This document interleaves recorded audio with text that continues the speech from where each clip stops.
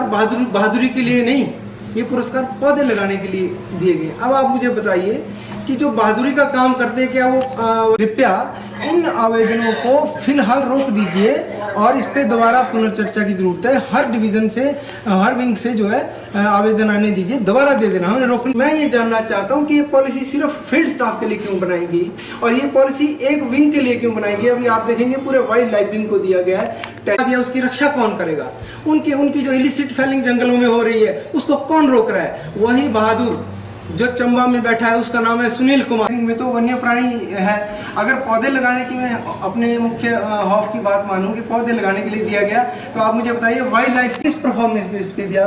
कितने अधिकारी हैं वहाँ हमारे, और उन्होंने किसी ने एक्सीलेंस नहीं किया है कि आदमी एक्सीलेंस कर रहा है, या कुछ लोग ऐसे हैं, एसोसिएशन नहीं थी, हाँ स्ट्रांग नहीं थी। अब मैं प्रधान अब बना हूँ, अब मेरे ध्यान में आया ये Uttar Pradesh forest department ministerial staff association का शिमला इकाई का प्रधान आजकल उन योद्धाओं से जुड़ा है जो कहीं ना कहीं हमारे वन विभाग को प्रोटेक्ट करने में, प्रोत्साहन करने में उनका योगदान रहा है। मैं आपका ध्यान दिलाना चाहता हूँ, आप वार्ता जैसे कि आपको मालूम होगा, हमने कुछ 2-4 दिनों पहले एक प्रेस कॉन्फ्रेंस और की थी। कुछ स्टेट लेवल के अवार्ड्स दिए गए हैं फॉरेस्ट डिपार्टमेंट में, और एक ही विंग को दिए गए हैं जो हमारा वाइल्ड लाइफ विंग है। ज़्यादातर लोग उसमें वाइल्ड लाइफ के हैं, और उधर उस अवार्ड्स में पूरे हिमाचल के लोगों को कवर नहीं किया गया। जब आप स्टेट अवार्ड देते हैं उसके लिए एक पूरी नोटिफिकेशन होनी चाहिए, बल्कि इश्तिहार निकलना चाहिए, ऐड निकलनी चाहिए। 2 दिनों के अंदर 30 तारीख को अवार्ड, आप बताइए 30 तारीख को ऑर्डर हो रहे हैं और 2 तारीख को चंबा में अवार्ड दिए जा रहे हैं। अगर कोई शिमला का आदमी चंबा कैसे पहुँच गया, आप बताओ? चंबा पहुँचने में आजकल तो बरसात है, तो इसका मतलब प्री प्लान्ड थे ये अवार्ड। तो ये कुछ चहेतों को दिए जाने थे, और मैंने जब पूछा अधिकारियों से, उन्होंने बोला कि बाकी डीएफओ से आए नहीं।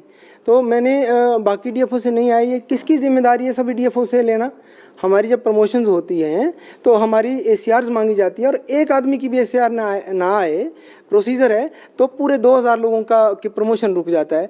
तो इसमें एसीआर्स क्यों नहीं चेक की गई इसमें भी? और मोर ओवर एसीआर्स का कोई प्रोसीजर नहीं था। वैसे ना पुरस्कारों के लिए जो पहले पुरस्कार दिए जाते थे, एसीआर्स भी चेक की जाती थी, जिसमें उनका पर्सनल रिकॉर्ड है। कहीं ऐसा तो नहीं कि कोई एम्प्लॉय उसकी एसीआर तो फेयर है, इधर उसने एक्सीलेंट काम कर दिया, तो जब उसकी एसीआर ही फेयर है तो एक्सीलेंट कैसे हो सकता है? वो मुझे नहीं लगता कि ऐसा पॉसिबल है।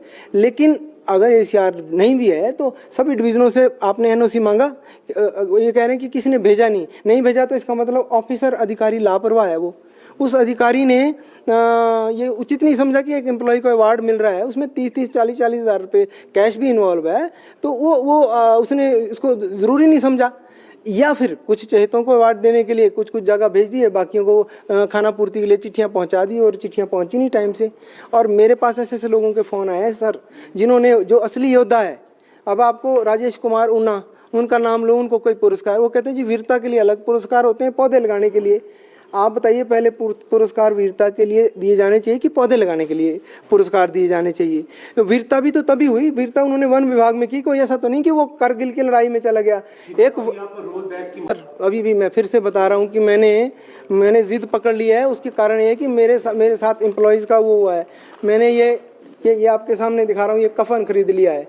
मैं इसका एक टुकड़ा अपने सिर पे बांध के खाली पेट ना पानी पीऊंगा ना अन्न लूंगा, इस कफन को बांध के 15 अगस्त को पहले झंडा फहराऊंगा आज़ादी का, अपने देश को सलाम करूंगा। उसके बाद ये कफन पहन के मैं रोज़ 10 बजे ऑफिस जाऊंगा, 5 बजे घर आऊंगा, और 5 बजे सीधा जाऊंगा माल रोड। पहले गांधी जी के प्रतिमा के नीचे आधा घंटा बैठूंगा।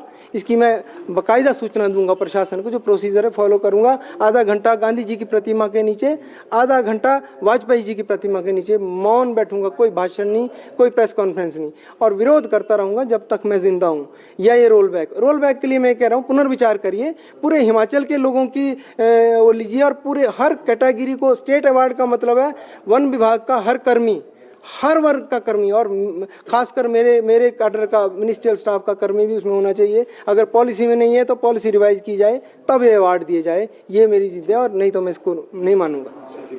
हमसे जुड़े रहने के लिए हमारे YouTube चैनल को सब्सक्राइब करें और नई वीडियो की नोटिफिकेशन के लिए बेल आइकॉन को दबाएं। अगर आप ये वीडियो Facebook पर देख रहे हैं तो लाइक जरूर करें और ज्यादा से ज्यादा शेयर करें। इसी तरह के और भी अपडेट्स के लिए फॉलो करें हमारा Instagram पेज himachal.k3।